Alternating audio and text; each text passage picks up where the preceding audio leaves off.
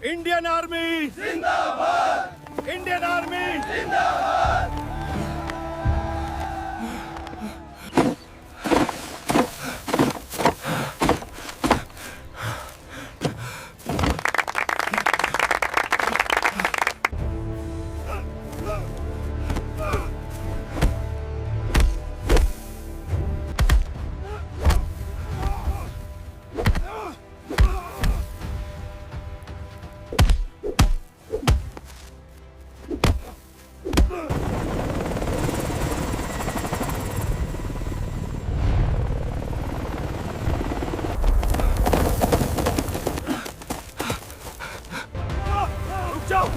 रुक जाओ, वरना हम गोली चला देंगे।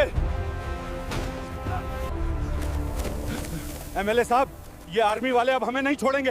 मैंने कहा भी था कि आर्मी वालों से पंगा मत लेना। सर, हमें माफ कर दो, हमसे बहुत बड़ी गलती हो गई। देखो बेटा, मुझे ये जमीन सरकार ने दी है और ये मेरा हक है। मैं इसे छोड़कर कहीं नहीं जाऊंगी। तुम यहाँ से जा सकते हो। देखो, बढ़िया बहुत हो गई, प्यार से बात। एक हफ्ते के अंदर मुझे ये जगह खाली कर दो, वरना बहुत बुरा अंजाम होगा। यहाँ से दफा हो जाओ। तुम कौन होते हो मुझे मेरी ही जगह से निकालने वाले 2 टके के एमएलए? ठीक है, बढ़िया। अब तो मैं यहाँ से जाता हूँ, लेकिन हफ्ते के अंदर जगह खाली हो जानी चाहिए, वरना फिर मैं दोबारा बताने नहीं आऊंगा।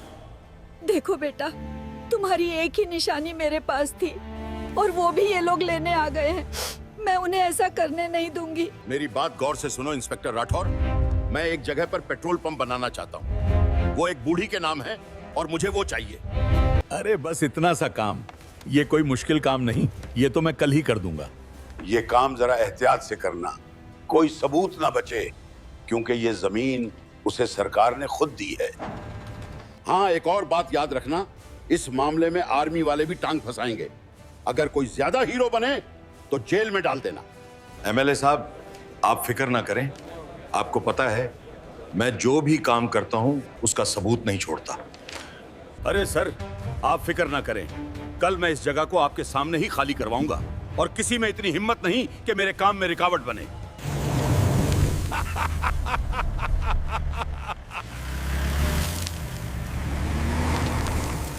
अरे भगवान के लिए मेरी फसल बर्बाद मत करो। मैं तुम लोगों के सामने हाथ जोड़ती हूँ, भगवान के लिए रुक जाओ।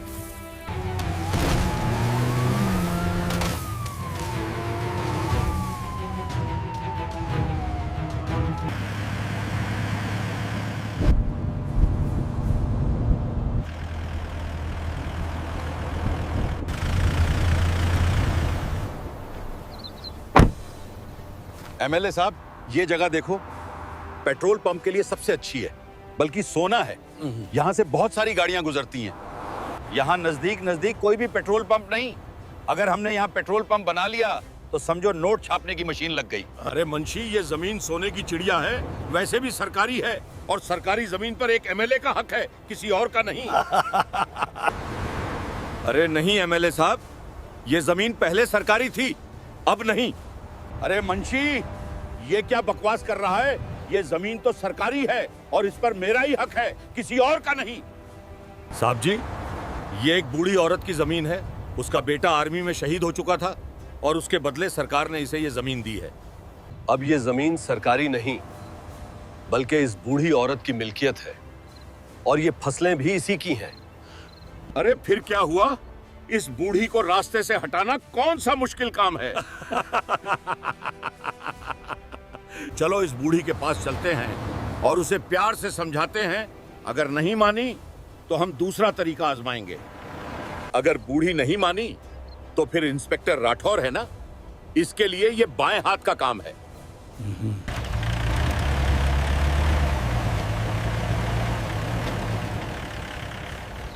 नमस्ते माँ जी, आपसे एमएलए साहब मिलने आए हैं, कुछ जरूरी बात करनी है।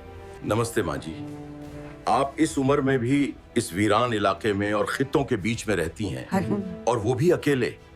अरे बेटा, मैं क्या करूं? मेरा इस दुनिया में कोई नहीं। एक बेटा था, वो भी आर्मी में देश की सुरक्षा करते हुए शहीद हो गया।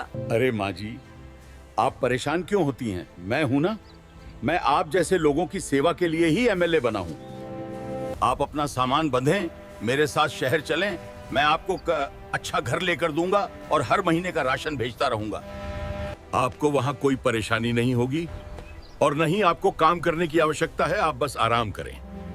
अरे नहीं बेटा, मैं ये जगह छोड़कर नहीं जा सकती। ये मेरे बेटे की आखिरी निशानी है जो उसकी शहीद होने पर मुझे मिली थी। इस जगह पर मैं रहती हूँ तो ऐसा लगता है कि मेरा बेटा मेरे साथ रहता है। मैं यहीं पर ही खुश हूँ। देखो माँ जी, आप बूढ़ी हो चुकी हैं, आपसे अब कठिन काम नहीं हो सकेगा, इसलिए मेरी बात मानो और शहर चलो। नहीं बेटा, मैं ये छोड़कर नहीं जा सकती। इस जमीन में मेरे बेटे की यादें छपी हैं। देखो माँ जी, मैं तुम्हें कब से प्यार से समझाने की कोशिश कर रहा हूँ। इस जमीन पर मैं पेट्रोल पंप बनाना चाहता हूँ। ये सरकारी काम है और लोगों को इसकी जरूरत है। यहाँ पर कोई पेट्रोल पंप नहीं है, लोगों को तंगी होती है, इसलिए आपको कह रहा हूँ आप ये जगह छोड़ दें। आपको शहर में मैं अच्छा घर ले दूंगा और पैसे भी दूंगा। देखो बेटा, मुझे ये जमीन सरकार ने दी है और ये मेरा हक है। मैं इसे छोड़कर कहीं नहीं जाऊंगी। तुम यहाँ से जा सकते हो। देखो बढ़िया, बहुत हो गई प्यार से बात। 1 हफ्ते के अंदर मुझे ये जगह खाली कर दो, वरना बहुत बुरा अंजाम होगा। यहाँ से दफा हो जाओ। तुम कौन होते हो मुझे मेरी ही जगह से निकालने वाले 2 टके के एमएलए? देखो बेटा, तुम्हारी एक ही निशानी मेरे पास थी और वो भी ये लोग लेने आ गए हैं। मैं उन्हें ऐसा करने नहीं दूंगी। मैं तुमसे वादा करती हूँ, मैं उन्हें ये जमीन नहीं दूंगी, चाहे मेरी जान क्यों न चली जाए। सर, आप यहाँ मुझे बुला लिया होता, मैं खुद आ जाता। कोई खास बात है क्या? अरे हाँ इंस्पेक्टर साहब, काम ही कुछ ऐसा है, तभी तो मैं यहाँ खुद चलकर आया हूँ। अरे एमएलए साहब, ऐसा कौन सा काम है मुझे बताइए। ऐसा कोई काम नहीं जो मैं न कर सकूं। मेरी बात गौर से सुनो इंस्पेक्टर राठौर, मैं एक जगह पर पेट्रोल पंप बनाना चाहता हूं। वो एक बूढ़ी के नाम है और मुझे वो चाहिए। अरे बस इतना सा काम, ये कोई मुश्किल काम नहीं, ये तो मैं कल ही कर दूंगा। इंस्पेक्टर, इसीलिए तो मैं तुम्हारे पास आया हूं। तुम्हारे अलावा कोई ये काम नहीं कर सकता। आज तुम्हें अपनी वफादारी साबित करनी होगी। ये काम जरा एहतियात से करना, कोई सबूत ना बचे, क्योंकि ये जमीन उसे सरकार ने खुद दी है। हाँ, एक और बात याद रखना, इस मामले में आर्मी वाले भी टांग फंसाएंगे। अगर कोई ज्यादा हीरो बने तो जेल में डाल देना। एमएलए साहब, आप फिक्र ना करें। आपको पता है मैं जो भी काम करता हूं उसका सबूत नहीं छोड़ता। ठीक है इंस्पेक्टर, मुझे तुम पर भरोसा है। अब मैं चलता हूं, मुझे कल तक वो जमीन खाली चाहिए। अरे सर, आप फिक्र ना करें, कल मैं इस जगह को आपके सामने ही खाली करवाऊंगा और किसी में इतनी हिम्मत नहीं कि मेरे काम में रुकावट बने। अरे माँ जी, आप यहाँ खैर तो हैं? अरे माँ जी, आप रो क्यों रही हैं? क्या बात है, कोई परेशानी है? मुझे बताइए। बेटा, मुझे एक एमएलए धमकी देकर गया है कि 1 हफ्ते के अंदर जगह खाली कर दो, वरना बहुत बुरा होगा। लेकिन माँ जी, वो जमीन तो आपके नाम है, वो कैसे आपसे ये जमीन ले सकता है? बेटा, वो कह रहा था यहाँ सरकार एक पेट्रोल पंप बनाना चाहती है, इसीलिए ये जगह खाली करनी होगी। नहीं माँ जी, वो एमएलए झूठ बोल रहा है। सरकार जिसको एक दफा जगह दे दे, फिर वो वापस नहीं लेती। बेटा, वो मुझे धमकी देकर गया है कि 1 हफ्ते के अंदर अगर जगह खाली नहीं हुई तो ना जाने वो मेरे साथ क्या करेगा। मैं कहाँ जाऊंगी? माँ जी, आप घबराएं नहीं। सूरज मेरा दोस्त था और मैंने उसे वादा किया था कि मैं आपका ख्याल रखूंगा। माँ जी, अब आप घर जाएं और परेशान ना हो। मैं कर्नल साहब से बात करूंगा और मैं खुद आपके पास आऊंगा। कर्नल साहब, मुझे कल के लिए छुट्टी चाहिए। क्या हुआ विजय? खैर तो है? अचानक से छुट्टी लेने का क्या मकसद है? कर्नल साहब, आज सूरज की माँ आई थी जो बहुत रो रही थी और कह रही थी कि एक एमएलए उसे धमकी देकर गया है। एमएलए ने माँ जी से कहा कि वो इस जमीन को छोड़कर चली जाए, वरना उसके लिए अच्छा नहीं होगा। असल में सर, वो एमएलए सूरज की माँ से वो जमीन लेना चाहता है जो उसे सरकार की तरफ से सूरज के शहीद होने पे मिली थी।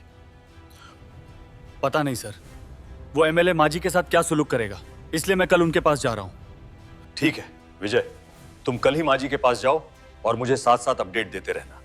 अगर कोई खतरा महसूस हो तो कॉल करना।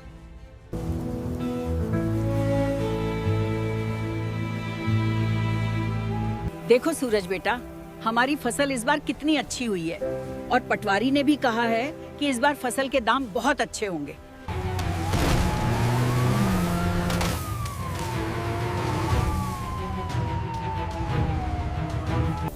अरे कौन लोग हो तुम और मेरी फसल क्यों बर्बाद कर रहे हो? रुक जाओ।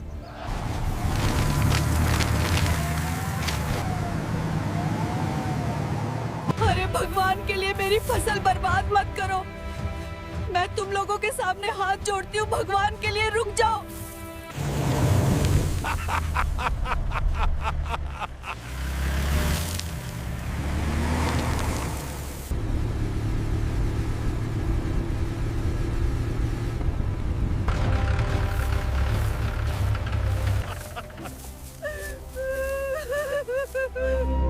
ए बढ़िया, मैंने तुमसे कहा था ना कि जल्द से जल्द ये जगह खाली कर दो, वरना तेरे लिए अच्छा नहीं होगा।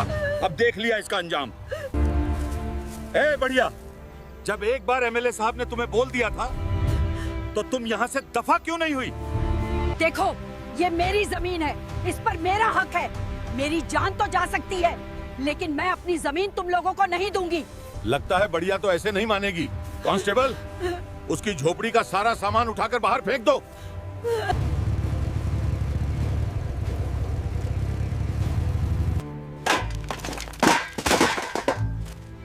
ऐसा मत करो, मेरा सामान मत फेंको।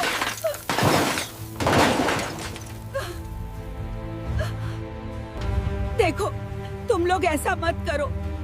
ये मेरे बेटे की आखिरी निशानी है, मैं इसे छोड़कर नहीं जा सकती। ए बढ़िया, तुम्हारी इस आखिरी निशानी का आज अंतिम संज्ञान ही कर देते हैं ताकि तेरे बेटे को शांति मिले। कांस्टेबल, इस झोपड़ी पर पेट्रोल छिड़क कर इसे आग लगा दो। ठहरो, तुम लोग क्या कर रहे हो? रुक जाओ। इंस्पेक्टर, तुम्हें शर्म आनी चाहिए। क्या सरकार ने तुम्हें वर्दी इसलिए दी है कि तुम लोगों पर जुल्म करो? क्या यही तुम्हारी ड्यूटी है? ए वर्दी, अपनी बकवास बंद कर, चुपचाप यहाँ से चला जा। इस मामले में टांग मत अड़ा। तू जानता नहीं मैं कौन हूँ? मैं यहाँ का एमएलए हूँ। बकवास तुम बंद करो। ये लोग तुम्हें वोट इसलिए देते हैं कि तुम इन लोगों को उनका हक दिला सको, लेकिन तुम तो उन्हीं का हक खा रहे हो। ए फौजी, यहाँ से फौरन फिर जाओ, वरना इस बढ़िया के साथ साथ तुम्हें भी इसी जमीन में गाड़ दूंगा। तेरा नाम व निशान तक नहीं बचेगा। देखो, मेरे होते हुए तुम दोनों ऐसा वैसा कुछ नहीं कर सकते, इसीलिए तुम्हारे लिए बेहतर है कि यहाँ से फौरन चला जाओ। इंस्पेक्टर, लगता है ये फौजी ऐसे नहीं मानेगा। पहले इस फौजी को ठिकाने लगाओ, फिर बाद में इस बढ़िया को भी ठिकाने लगाएं।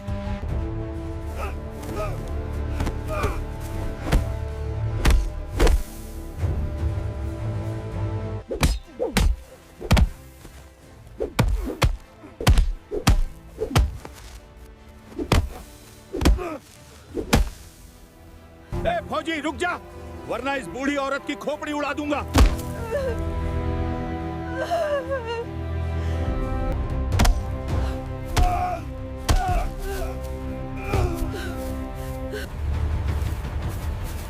क्या हुआ फौजी? बहुत हीरो बन रहा था, निकल गई तेरी सारी अकड़।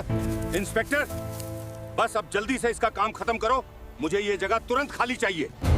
अरे एमएलए साहब, हमारे डिपार्टमेंट में किसी को फांसी देने से पहले उसकी आखिरी ख्वाहिश पूछी जाती है। हाँ भाई फौजी, बता, तेरी आखिरी ख्वाहिश क्या है? इंस्पेक्टर, मुझे एक कॉल करने दो, फिर देखो क्या होता है। तुम्हारी ये हंसी बंद हो जाएगी। अरे लगता है तो आर्मी वालों को बुलाना चाहता है, लेकिन जब तक वे यहाँ आएंगे हम तुम्हें जमीन में गाड़ चुके होंगे। Hello sir, this is Vikram speaking. The police have caught me. Please send backup quickly. I am near the highway. अरे फौजी, बहुत देर हो चुकी है, आर्मी वाले अभी तक नहीं आए। लगता है उनकी गाड़ी का टायर पंचर हो गया है। इंस्पेक्टर, कोई आर्मी नहीं आने वाली। जल्दी से इस बूढ़ी और इस फौजी का काम खत्म करो, वरना गांव वाले आ जाएंगे।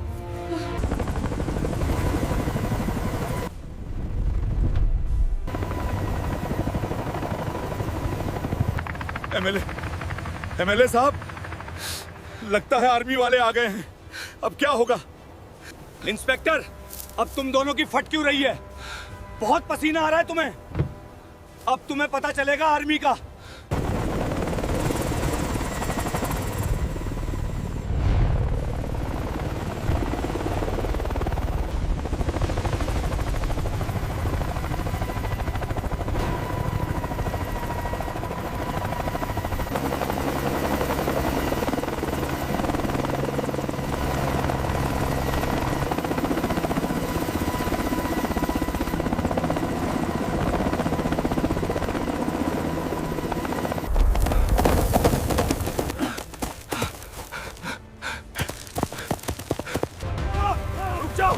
रुक जाओ, वरना हम गोली चला देंगे।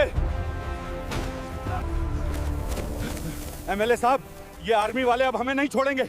मैंने कहा भी था कि आर्मी वालों से पंगा मत लेना।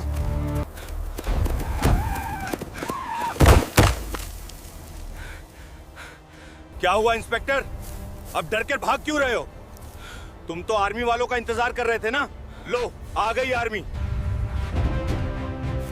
तुम लोगों ने आर्मी वालों को समझ क्या रखा है? तुम लोग समझते हो कि आर्मी सिर्फ बॉर्डर के लिए बनी है?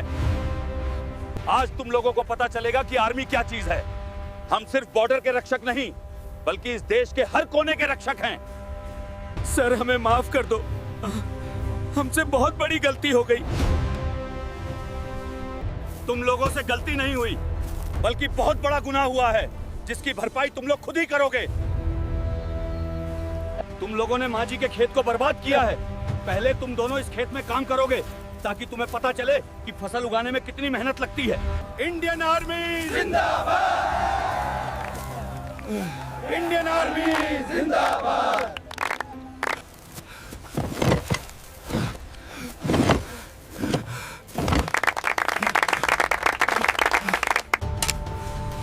Hurry up! Finish the work! Hurry up! Finish the work!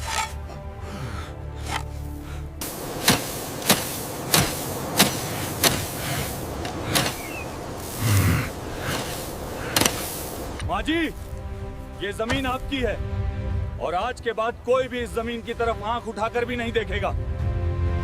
Bharat माता की जय!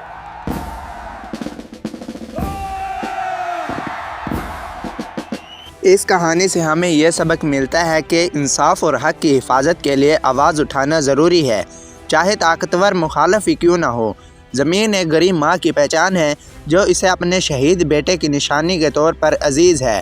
ताकतवर लोग अपने मफाद के लिए इसे ज़बरदस्ती बेदखल करना चाहते हैं, लेकिन वो औरत डट कर अपने हक़ पर कायम रहती है। अवामी नुमाइंदे दरअसल अवाम के खादिम होते हैं, ना कि मालिक। एमएलए का किरदार ज़ाहिर करता है कि जब इक़्तिदार में गुरूर आ जाता है तो वो अपने अवाम की खिदमत के बजाय इन पर जुल्म करने लगता है। यह ताकत के गलत इस्तेमाल की अलामत है। दूसरी तरफ बूढ़ी माँ का अपनी ज़मीन से लगाव और बेटे की यादों से जुड़े रहने की ख्वाहिश जज्बाती और इंसानी कदर है। विक्रम जैसा किरदार उम्मीद की किरण है जो मज़लूम की मदद को आता है। ये ज़ाहिर करता है कि मुआशरे में आज भी वो लोग मौजूद हैं जो इंसाफ के लिए खड़े होते हैं और बेसहारा लोगों की हिमायत करते हैं। ये कहानी हमें हक़, इंसाफ और इंसानी हमदर्दी की अहमियत सिखाती है। यह कहानी मुकम्मल तौर पर फ़र्ज़ी है, इसका हकीकत से कोई ताल्लुक़ नहीं। इसका मकसद किसी भी अदारे, शख्स, पुलिस या आर्मी, मुल्क या कौम को टारगेट करना नहीं, बल्कि मुआशरे में आगाही के लिए बनाई गई है। अगर आपको ये हमारी वीडियो अच्छी लगी हो तो हमारे YouTube चैनल को सब्सक्राइब करें और वीडियो को ज़्यादा से ज़्यादा शेयर करें।